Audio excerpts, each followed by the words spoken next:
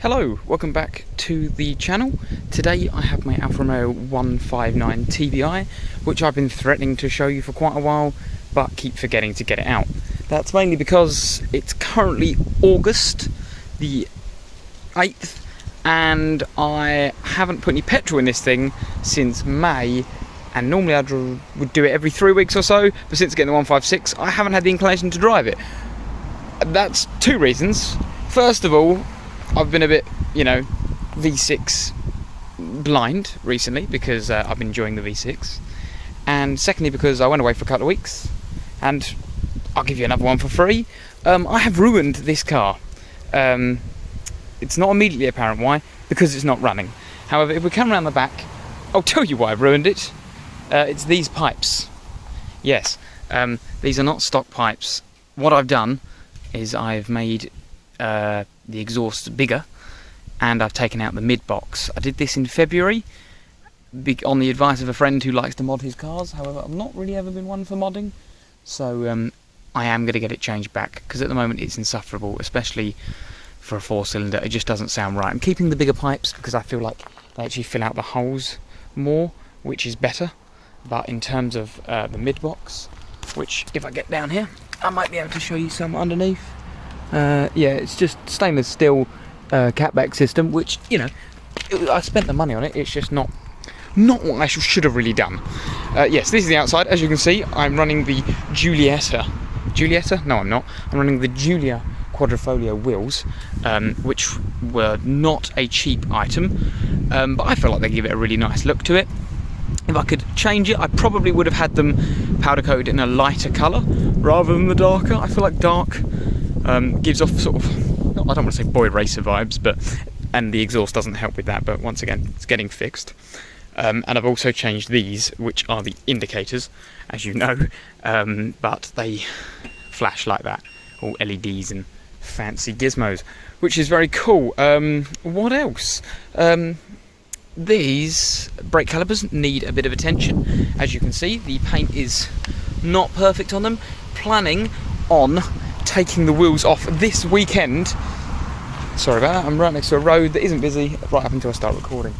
Planning on taking the wheels off this weekend and giving them a go. This one's actually a lot worse than the other one. But yes, that's that, and I'm also going to give these hubs a clean, because they don't really look great, do they? Other than that, what's up with the car other than that? Since in my ownership, which I got last July, changed the badges front and back, cleaned up the grille a bit, like I said, done the wheels, done the exhaust, changed. This thing loves to eat suspension components, and I really do mean eat them. It just goes through them. I think it's because it's so low. This is not lowered by me, it's factory lowered, which apparently when they did the lowering, it's got the exact same arms as the standard version, just put at a different angle, so it's really not very good. That's why it eats through them so quickly. With that in mind, let's take a look at the inside and discuss more about the car, because there are people around me and I feel very awkward recording in public. Right, hello, welcome to the inside of the 159. First thing I'm going to have to do is apologise for A, the hair, it's awful today, and B, the get up. I'm timing this at the same time as I'm going out for a run. I don't normally dress like this. Okay, the 159. So, one other thing I forgot to mention on the outside, I've also, in my ownership, put all new Pilot Sport 4s on the car, which really wasn't cheap, and these wind deflectors, which I think look quite nice, and a steering wheel. Got a flat bottom steering wheel of the original TI trim, which looks lovely, and it really made a difference in the feel of the car. But it's the exact same other than the flat bottom. So my plans with this car, I've been a bit umming and ahhing about what to do with this car, because since I got the 156, haven't really used it. As I say, it feels like a waste. It's currently done 110,000 miles. I've done 10,000 of those, including a 2,000 mile road trip around Scotland last September while camping. We had 4 of us in the car, and all the luggage. Car performed excellently. The fuel economy wasn't so bad. I think I averaged 34 on that whole run over the 1,800 miles or so, which was quite good. However, fuel economy around town, not so good. I'm currently filming about 10 miles from where I live, and because I hadn't had it out in a while, I thought I'd give it a little go, and I got about 16 mile per gallon on the way here, which is the exact same as the V6. Obviously this will do much more if I'm just driving ordinarily around town, but it's not great for a 4-cylinder turbo. That being said, I have decided today that I will be keeping the car. I do really like the look of it, and I think it will be a classic one day.